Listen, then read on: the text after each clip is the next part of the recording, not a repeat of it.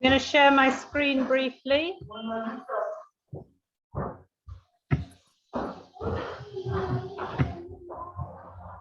All right, so today's complex scenario, I'll just go through it and then we shall start off. So in Malawi, just outside Lilongwe, there are about 6 children every year taken by hyenas. Now, the reason I have the 6 in red is because obviously this is going to be changing and it's not always the same number as we go on in time. These hyenas take more than children. They have become bold and they take cows and goats and they get into fights with village dogs. If your child is taken by a hyena, Zendu says, you will find that hyena and kill it. We do not have time to chase it with spears. Instead, we use poison. So the discussion question revolves around the fact that communities cannot wait for education to come about to protect their children. This scenario of revenge killing is a common one in Africa. See if you can bring out in discussion the differences between good conservationists and good conservation practices. How can you apply one or both of these to the above scenario? So how many people managed to click on that link and have a quick read? I mean, it was just one story. Did you see the link there just above the complex scenario? Here, do you see click to read a news? Oh, I didn't. Well, it's okay. I mean, it's just a little news story, but I'll give you 2 minutes just to have a look at that because it is worth, because you can bring in parts of that. So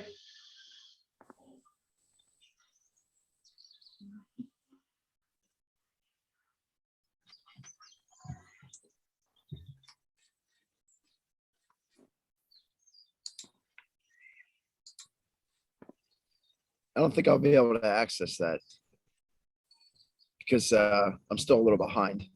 oh, I see. Okay, well, don't worry. I can put it up on here. I just don't know that you'll be able to read it. Let's see.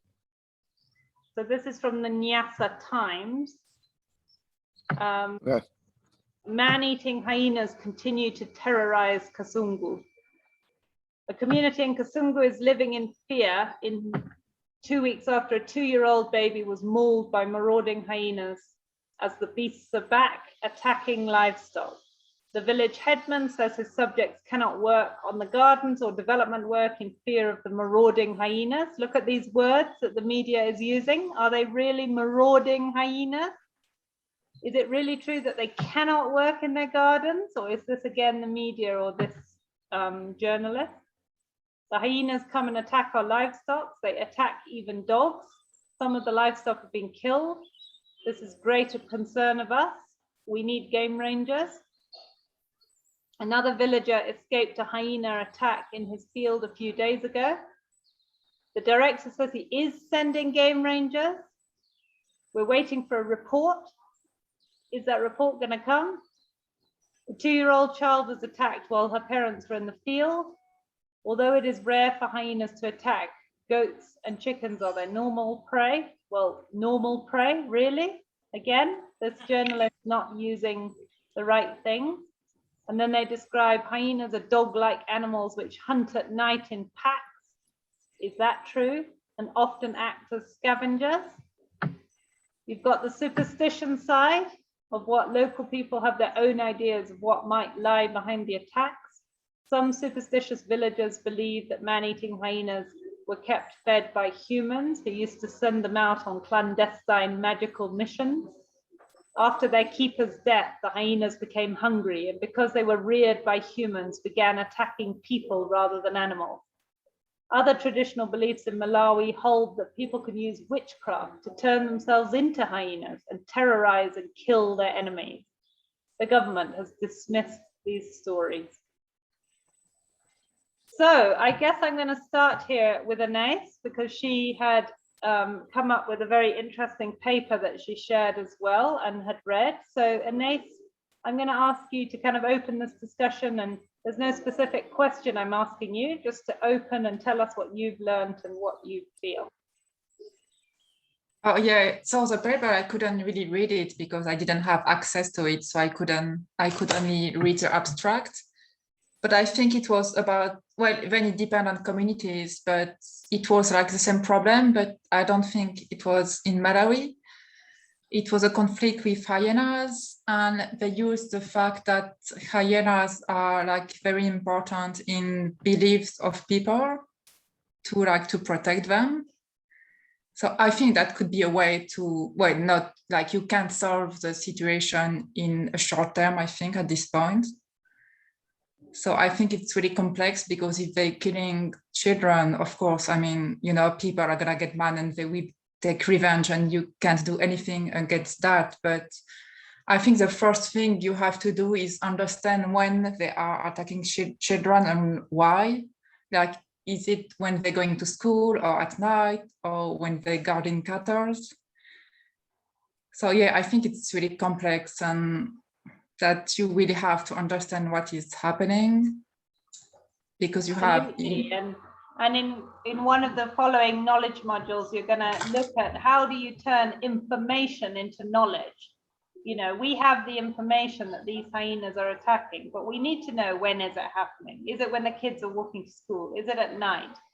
You know, and are we making the same mistakes again and again? So are we continuing to leave children unattended under a tree in a shady spot where the people in the field cannot see that child?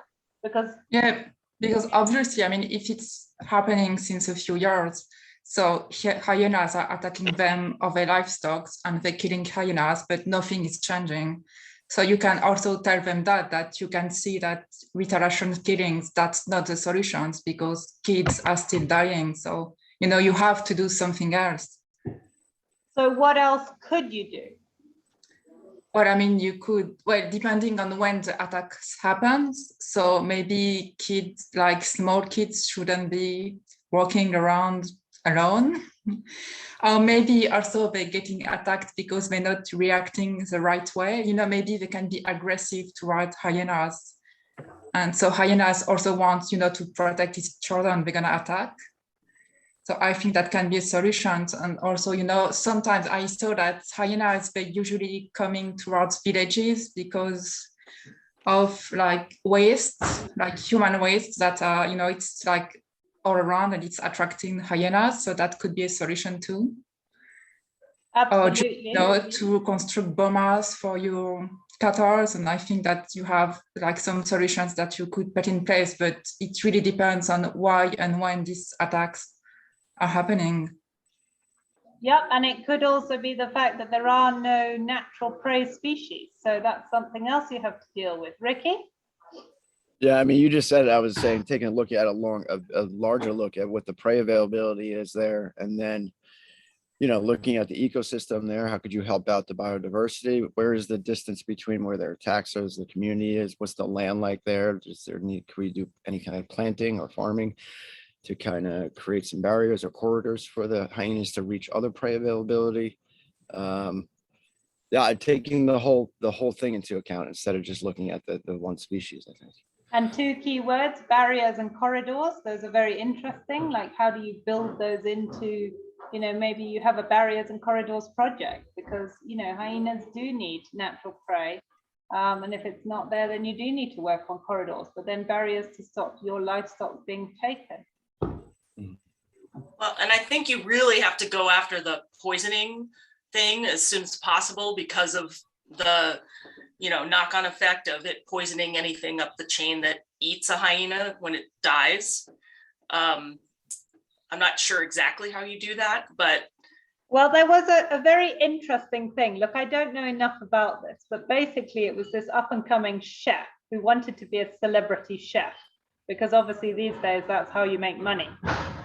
And so he basically said, okay, I'm going to listen out for stock killings, livestock killings. So if a lion comes in and kills a goat, perfect. He goes in there with a film crew and he takes the goat and he shows the community how to prepare an incredible meal from that goat using only local ingredients. So all the herbs found in the area, and, you know, do they usually cook beans and anything from their garden, and what, you know, he basically comes and shows them what spices are and how you can cook it differently, and not always just boil. So you're boiling away the goodness, you know, and basically you know, people love a good celebrity chef. And so that meant the carcass was used up so that the carcass wasn't poisoned and put back out, but also that people got a better training on how to cook for health and how to use their garden as supplements for health because of HIV being so prevalent as well. And hold on, I need to sneeze.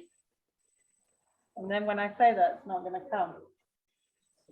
And, you know, also like how you could plant more things in your garden that might not necessarily be liked by animals, so your crops won't get raided, like herbs, you know, that are very good for you. And I mean, I don't know how much of a success it was. It certainly created a media presence and gave an alternative look at things. So, I mean, has anybody heard of that project?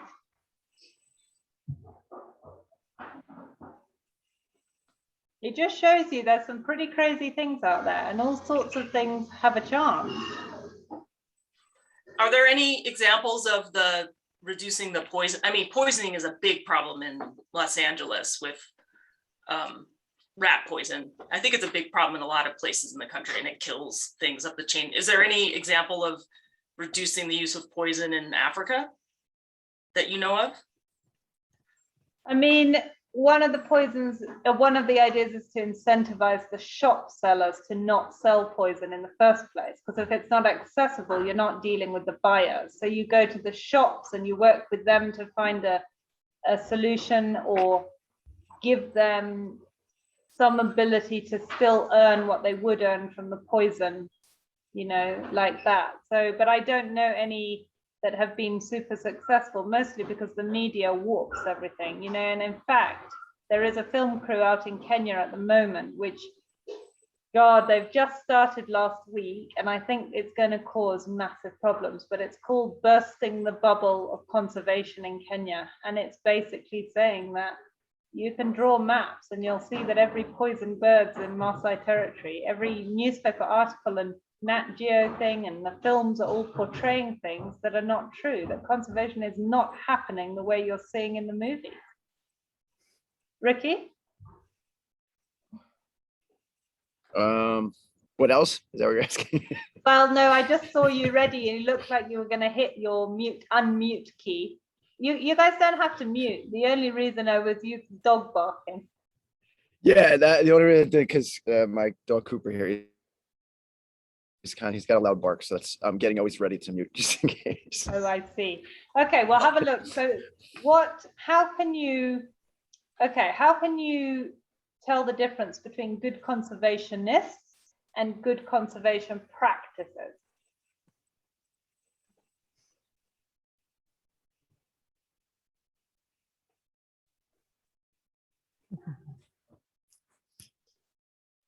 I think they can be mutually exclusive.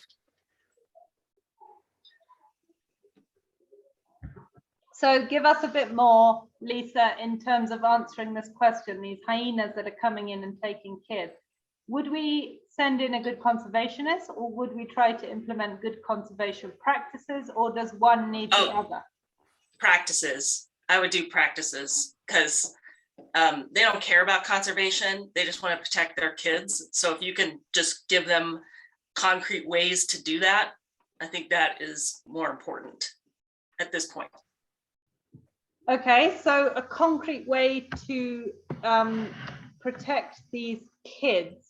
Let's kind of explore where we're going with that and how we can link it to conservation. Maya, any ideas? I think when children have to go to school, they should be accompanied by adults with sticks at least, or even with a gun. With sticks first. Sticks, I think.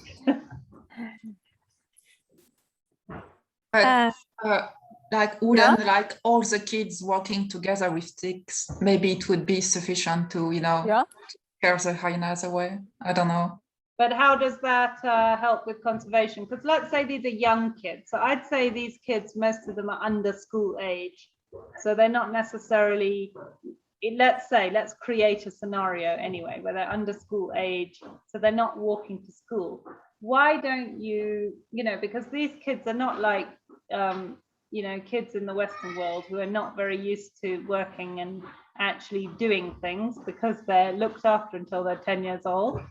But why don't you start a native plant nursery, which is like a daycare? So the parents drop their kids off and the kids plant trees and water the trees, and then you've got a nursery, and all you're doing is providing safety for kids because they're all together, but you're also growing your native trees.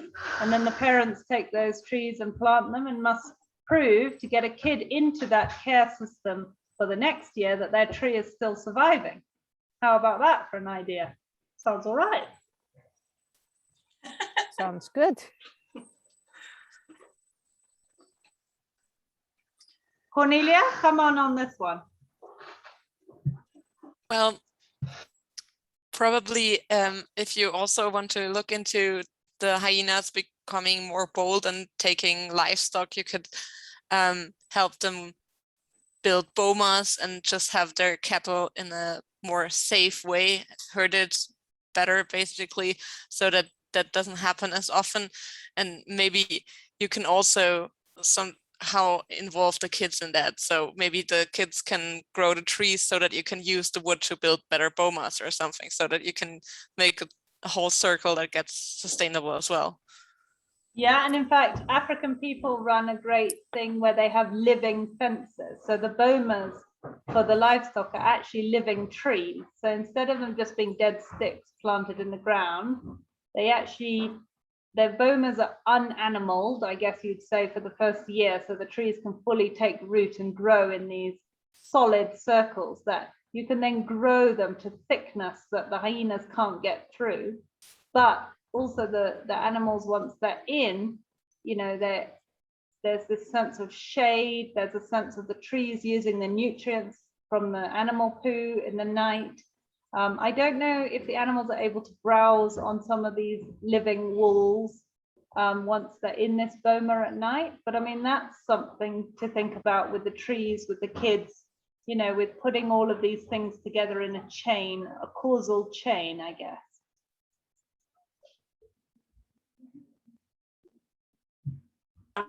When she first was answering the question, but also the idea of centralizing the trash and putting it, away from the community so that they're attracted over there, or burning or disposing or burying or whatever, the stuff that they're interested in eating, just getting it out of the community. Yep, I think that's great. And if we're going to go through technology, what about smart fences? So if you were to input chips into the livestock, and then you turn on the smart fence, which is like a wire that runs, a certain distance around the village. And if the livestock try to cross that wire, they get an electric shock. So they stay within the confines, even if the people decide not to put them in a boma. So at least you're maybe going to stop hyenas coming right into the village. I don't know. But is this kind of technology working well, when you have like heavy rains and I don't know, I guess it could, but it's also really expensive now. Surprisingly, that smart fence isn't, but I don't know, like you, I don't know, would it work in heavy rains? How much maintenance does it need? I don't know where that would all go. Cornelia, do you have any ideas why technology might help in this kind of situation? Well, I was just thinking about the conditions, and I mean, you probably, whenever you need technology, you will need some sort of power supply to keep it running, because it won't run by itself. But I think as long as you have an area with not too horrible weather, you probably would be all right with getting solar panels, and you could set something up that actually can be done. I mean, there's a lot of fences back here where you have solar panels just powering electric fences as well. So maybe even that could be an option. I mean, there's very easy to handle doors that every person can use, even children can use quite simply. So maybe you could just set up an electric fence about some inner area and then the hyena likely wouldn't get in because they would just get shocked when they get close or something like that. Yeah, that's a good one. Ricky, what would be a bad conservation practice in this situation? What do you think? Something we've actually even talked about might be a bad conservation practice here. I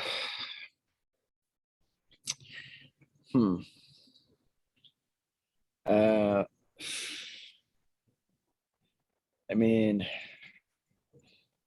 I think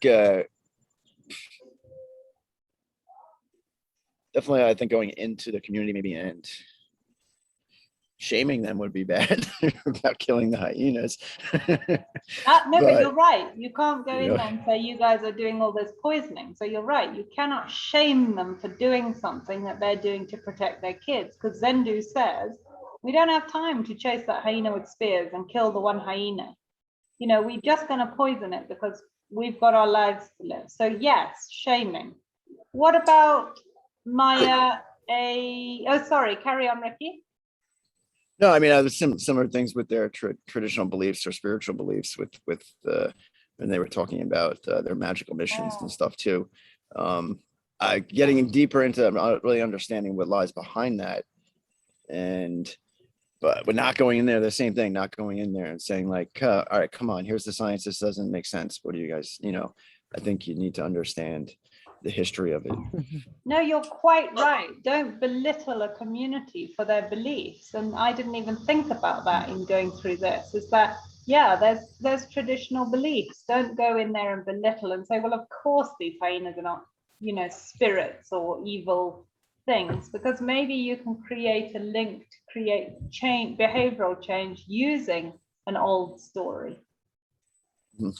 But I wonder if, Yeah, find out sorry, what it their froze actual up for a faith is, while. or isn't it? Go ahead. Oh, it froze up, so I'm not sure if I'm now off topic, but could you collar some of the hyenas so that you have like an early warning when they are coming closer to the village so you can warn people? But who is the person sitting at the end who's receiving the warning? That's the thing. You're going to need someone sitting on there, monitoring, and who are you going to ring to say, hey guys, there's a hyena approaching? You could automate it. Yeah. Go ahead. No, they're like smartphone apps that you can use to kind of help the community kind of track it a little better. Yeah, so you could have different community you need members who like take up voluntary positions to handle those phones and receive those messages. Of course, they could then just try to kill. No, Backfire. no, because if they won't know where they are, they will just receive a message saying they're approaching. Also, if they kill the ones with the collars, then they won't get the message in the future. So it's useful for them to have them alive. Well, Maya, what about, we spoke about carnivore compensation or livestock compensation programs. In this specific scenario, do you think that would be a good conservation practice or not? I think it doesn't solve the problem, because if the hyenas stay and don't change their behavior, it's no solution. The compensation is one way, but I think it's sort of horrific to compensate a killed baby. Yeah. Yeah, exactly. But is that a Western point of view? Because I mean, here, I guess, you do see that it's a very common thing that kids are killed. But not the compensation of it. I don't know any places where kids are, kids' lives are compensated, but I mean, I guess there might be somewhere, but I'm agreeing with you. I'm just playing devil's advocate here, because I don't think compensation schemes is a good conservation practice in this scenario. It also doesn't give them any less incentive to stop the hyenas, because they'll just get paid for, replace their livestock. And their kids. Yeah, and I mean the kids will still get killed. So, it's like kind of horrible that you accept that the kids are gonna be killed just because you're gonna pay the parents at the end. Okay, so Anais, what do you reckon then to relocating the hyenas, trapping the hyenas and taking them somewhere else? Is that a good conservation practice? Well, I don't know much about that, but I guess it really depends on species and like if you have space to relocate them. And with hyenas, that means that you have, to relocate the whole group. And like if they're really territorial too, you need to find like a really big space so you don't have a conflict with another group. So I don't know. I Okay, guess so it could work if you have the good situation. If they're spotted hyenas, which are pretty common, which are very common across Africa, why don't we just shoot them? I mean, why do we even need them? Well, because they're also like eating a lot of carcasses and it prevents some like diseases to spread. So I think it's really useful. And you can, I think that it's education, but you can also like talk about that to a community that they can be really useful. Okay, I like think- that. Maya, go. I think I would shoot the problem animals, but only after analyzing which are the problem animals, not just every hyena that comes along. Okay, so now the same thing happens next year with an endangered species, African wild dog. Exactly. The communities don't know that the overall view of spotted hyenas is they're very common and that African wild dog are not. So should we go out and shoot the African wild dog? I think that's a point for educational work. You should show them the differences. Yeah. I mean, And what's only- that antelope, the Saiga antelope, WWF were trying to save, and they basically turned the hunters onto a different, very, very common antelope in the Russian tundra or the Mongolian, all that tundra. And then the hunters took it down so much that that very common antelope became rare, and they had to put it on the endangered list. And that was a WWF program. But I think it's a special situation if the hyenas are so naughty, and that's not everywhere. So for a special situation, you need a special solution.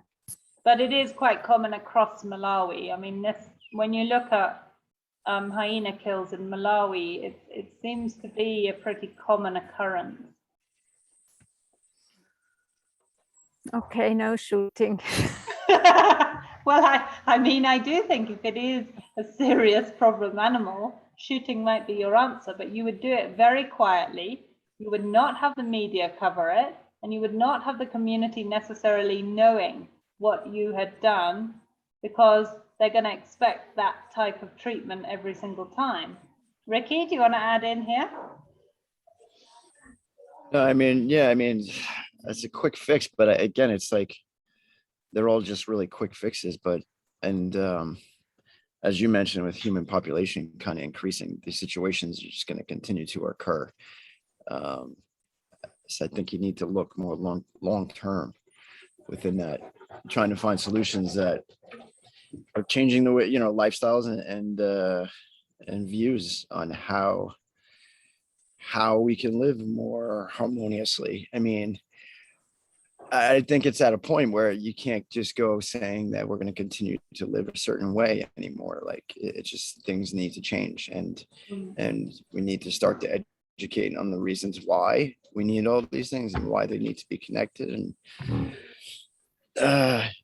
it's complicated, but none of it, it's kind of like one situation here is like you're saying, you need all these little things. Like you need the scientist, you need the social person, you need the politician. Like you need everybody working together to find the right solution that's going to actually work with. If you build the fences, and then you have people who are also looking at the corridors for them, and then also making sure that the grasses are correct, or maybe you're afforestation in an area that hasn't had trees in the past, or I don't know. Yeah, I mean, I think it has to be really inclusive, and it has to be more dire No, change. I agree. But okay, so let's say we're going to go down the education route.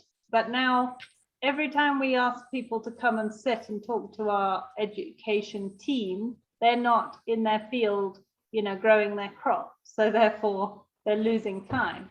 So is it worth using media to create,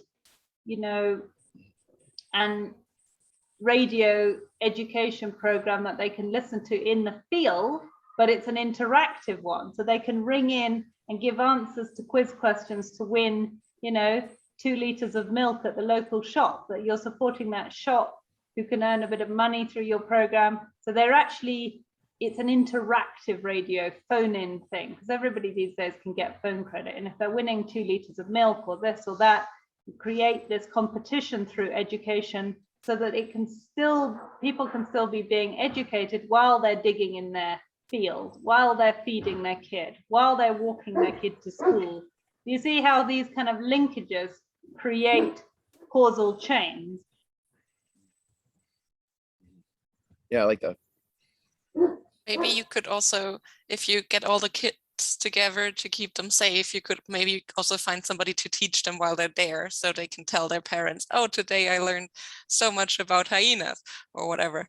That might be an option to help as well, because But they're then- already standing there as well. Why do you do it? Why not create a competition for the local teachers to earn a bit of extra income, for them to create a learning program that they think will work for their students, and the one who creates a learning program that you feel has the best assets, or you meld them all together and incorporate that into the curriculum or something? Even better, yeah. Lisa? I was thinking about different like saving schemes, like we had talked about in other situations, but I think then there's no way to know if they're just killing the hyenas or if they're actually taking measures to protect them. I'm thinking like if you somehow, if you keep all of your livestock alive, you get X, but then I think they would just kill the hyenas. So I'm not sure. Yeah, that's a tricky one. I'm not sure a saving scheme would come in here. Yeah, I agree. Anyway, this takes everybody's point of view, because you're never going to be able to see everything. You know how people suddenly come in and find the puzzle piece that you've been looking for 3 days, because the whole puzzle's blue sky, and then someone comes in and sees it, and that's why your team is important. Anais, anything else you want to add in here? But you talked about, I remember like a previous module about like basketball and things like that as well with the kids. Is sport, what is sport like over in Africa? Is that common? Soccer. Yeah. Nothing? Yeah, no, massive. Soccer. It's huge. So okay. You can use soccer, like Lisa said, is a massive one. Yeah. But even I actually met this. This is when you have to really rethink what you know. I met these 2 guys who were traveling around Kenya, and they were they performed in circuses. And they were basically working with street children to teach them circus skills. And I was like, for goodness sake, if it's the last thing we need is someone, teaching street kids circus skills. But then I started to see the effects of it, because it was in my town, and I kept up with these 2 guys they came back over 2 years, and it was amazing. The kids suddenly had new passions. They had hand-eye coordinating that would be affected with glue or drugs, that now they were competing with each other, so they were coming off the drugs to get good at whatever they were taught. And then they were forming these little troupes that were going and performing at different places and earning a bit of money to perform. And it was amazing. And I thought, you've got to think outside the box. These are interesting things. Who are you to decide that circus skills are not needed by? Yeah, I maybe think you can it's have this. So sorry. Go, Ricky. You go, Ricky, and then Maya.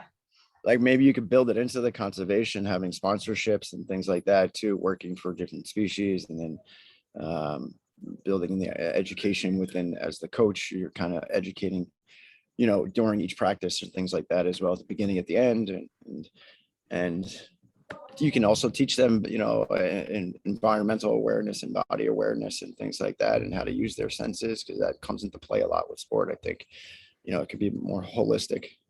Absolutely, absolutely. Maya? Just wanted to say there were projects with ballet, dancing Yeah. as well, or music. And you also can say you don't need that. You don't need children playing a violin. But if it's awakening passion and a sense of life, why not?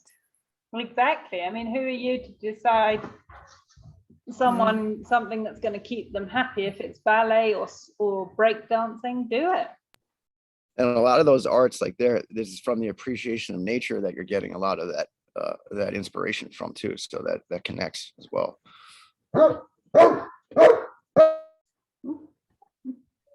Yeah, so there's all sorts of things, and Cooper agrees totally that, everyone needs to contribute. Yeah, he agrees very, very adamantly. All right, guys, well, let's wind this up. So I'm going to come around each of you to just have your final comments. Lisa, and also questions. If there's anything you've covered or anything unrelated, feel free to ask. So Lisa?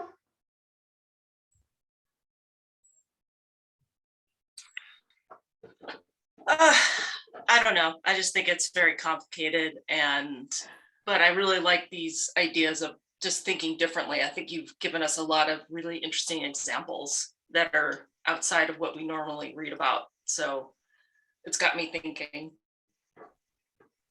Good. Anais?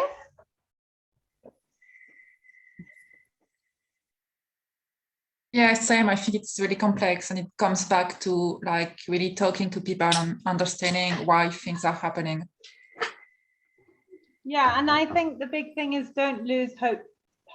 We can make changes and it can happen, and it is complex, but the more you talk about it, the more ideas you come up with, it really helps. And bouncing ideas that may be totally unrealistic still brings ideas that can work. Cornelia? Yeah, I mean, lots of projects, they started with nothing. So yeah, you have to keep hope. Exactly. Yeah, I really like the idea of trying to find some way that in the end benefits the people again, so that you can find some motivation or some incentive to get something started and hopefully get people to stick with it as well, because that's obviously the next step. But I think it's very interesting to look at all the different kinds of ideas that you can come up with to get anything going. Absolutely, absolutely. Now, Maya, you put a comment up today, I think, about how good would it be to get some inputs from different people in the field. And I have got a knowledge module coming up where I've just basically asked people questions and I've got them to answer them. I'm still trying to put it together. Let me tell you that when you start asking anyone in the field, they don't want to answer these questions. They don't want to be judged for their answers. They feel that, like one guy replied and said, I sent him a list of 10 questions. I said, choose 2. He said, I can't even choose 1. They're too complex for me. And he works in community conservation, but I think it's more that people don't want to answer these questions. So I am doing my best for you to try and get some people in to answer questions, but on community, it's seriously tough. Anyway, Maya, closing comments. I didn't get you now, sorry. Well, do you have any closing comments? No, it's interesting. The discussions are interesting to see how different you can look at it. And I think we do not find solutions, but it's always a little bit of trial and failure. Ricky, anything from you? I agree with Lisa. It's really complicated. Keep engaging, keep communicating. For me, it seems like definitely don't put in a solution and just walk away and be like, okay, that's handled. Let's move on. Keep reassessing. staying flexible.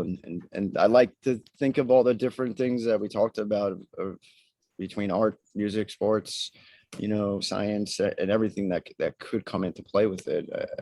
Yeah, I think it's great. And I have a if you- question. Yeah, go for it. Well, so these conservation, the field guys who don't want to answer the questions, does that mean it's pretty common that these community-based conservation organizations don't share information or best practices of what has worked and not worked? Or how does that go? Or is it? I think there's a certain level of sharing, but there's a level where people don't want to admit that something's not going right, and they don't want to answer the question because they're worried you're going to ask them for an example which their conservation group cannot provide. And so you're really trying to, you know, what I would like to do is ask all of these sticky questions to the individual, not to the individual who's wearing the organization's hat or who's representing the organization's hat. They've got the experience. But I've been asking now since I started this course, because I knew this knowledge module was upcoming.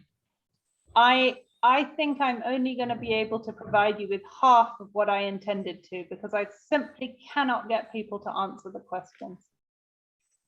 Wow. And also not just to talk about it, to tell about their experiences. Yes, it's easier to get them to tell about their experiences, but I think also I have a reputation for being someone who asks sticky questions about everything. So people are a little bit wary of me. I think if maybe someone else was recruiting the speakers, they might come more willingly to the chopping block. But I do. I think it's important to ask these questions, because otherwise, where are we going? We're just doing the same cycle all the time. So, Is there even like within the community though, does it seem to be like a national issue or something, as in like between, like, even if you're kind of helping the community, there's still like a larger issue at hand with the nations of the way that they're using resources and, you know, looking at wealth and consumerism and that kind of thing. I mean, you know, isn't that still really hard, because you're looking at the wealthy areas maybe in Africa or even United States, and they tend to be misusing resources. And so how do you get away from that? I think the questions have to really be directed at the community level on the ground, because, you know, people don't especially want to talk about governments and bribes and difficulties, because it may come back to bite them later when they're trying to get something off the ground. So I think it's, unless you're a one-on-one, like I don't think you'd ever get a presenter to talk to you specifically about that. You'd have to have someone who you meet on the airplane or in a bar that just tells you what they've been through, and, you know, or was willing to do an interview unnamed, but really, you know, and this would be something that would be incredibly useful for the conservation community groups that work there. If you could get, you know, people anonymously saying what they've gone through and how they dealt with governments asking for bribes, or communities demanding, or communities sabotaging their own projects because they want more from it. But people don't talk about that, and they certainly don't talk, you know, you would never get a video presentation. You'd get maybe, like I said, an anonymous podcast or something. And if someone could set that up and do that, I think it would be hugely valuable.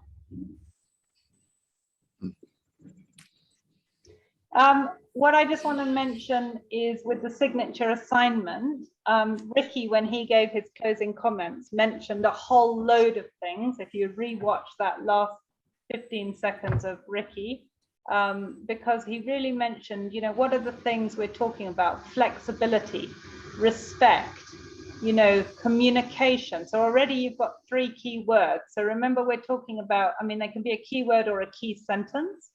But when you're thinking about that final, when I want to say to someone, right, if you're to go and start this, these are the 8 or 9 or however many you're going to choose, key things that you need to be damn sure you know about. What are they? And I feel like, Ricky, you very succinctly brought that together in that 15 seconds. So you can rewatch that and get the key words he said out of that. And that's why your one sentence at the end of each knowledge module, I know it might be frustrating at times because you're like, oh God, I don't want to write that. But you can pull out a keyword from that. At least you remember what was in that knowledge module.